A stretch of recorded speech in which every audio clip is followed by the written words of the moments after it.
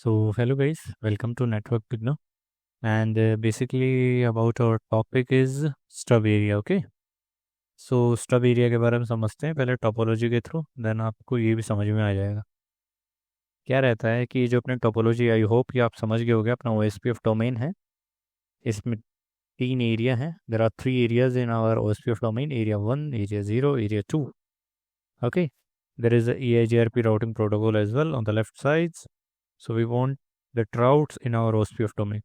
So we have to do what? Redistribution. Through the redistribution, when you connect the EIGRP, router 3 will become the ASPR. तो यहाँ पर जैसे कि हमने पहले समझा था कि क्या होता है जब हम रीडिस्ट्रीब्यूशन करते हैं अपना एक राउटर जो ASPR बना है, वहाँ से क्या होगा, दो LSCs जनरेट, जैसे कि एक होगा एक्सटर्नल LSA जो कंटेन करेगा क्या, एक्सटर्नल प्रीफिक्सेस रीडिस्ट्रीब्यूटेड, जो जैसे कि राउटिंग प्रोटोकॉल्स हैं उसके बारे में फ्लड कर देगा किसमें, थ्रू द OSPF डोमेन। और एक अपना क्या होगा, ASPR जनरेट होगा। अब एक्सटर्नल LSA तो जैसे कि 5 से राउटर 3 से जनरेट होगा बिकॉज ये ASPR है।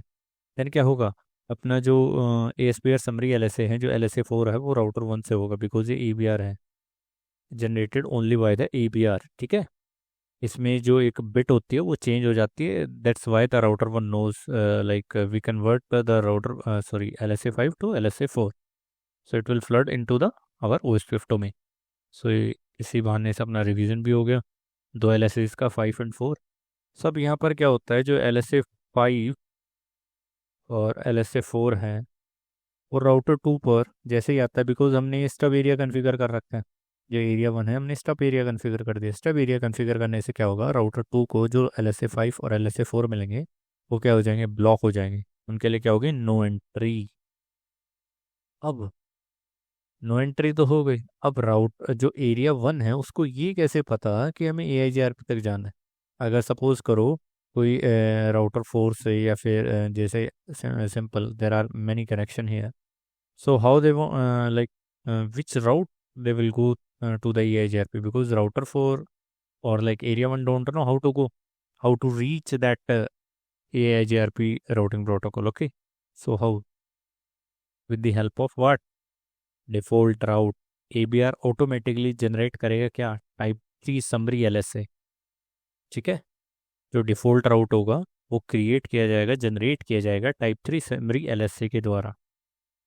और there are some restriction or limitations as well, and these are the rules and the restriction, like जो स्टब एरिया है, ये अपना स्टब एरिया है, ये एरिया 0 में नहीं हो सकता। फर्स्ट थिंग, यहाँ पर एरिया 0 में स्टब एरिया नहीं बना सकते हम। दूसरी चीज़, नो वर्चुअल लिंक्स, कोई भी वर्चुअल लिंक स्टब एरिया के अंदर से नहीं जाएगा, मीन्स एरिया 1 के अंदर से कोई भी वर्चुअल लिंक नहीं जाएगा। नो SPR प्रेजेंट, जो स्टब एरिया बना रखा है, ध्यान से सुनना, जो स्टब एरिया है, only and only stub area है, वो क्या होगा, उसमें कोई भी ASPR प्रेजेंट नहीं होगा।